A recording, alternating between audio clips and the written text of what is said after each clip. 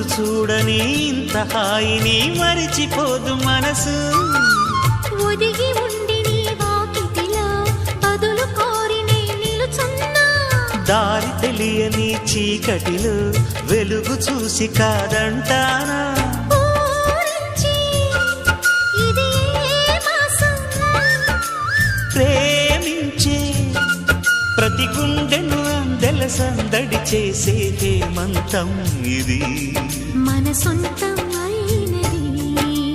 కిలకిల నవ్వే కోయిల కోసం వచ్చింది మధుమాసం. మిలమిల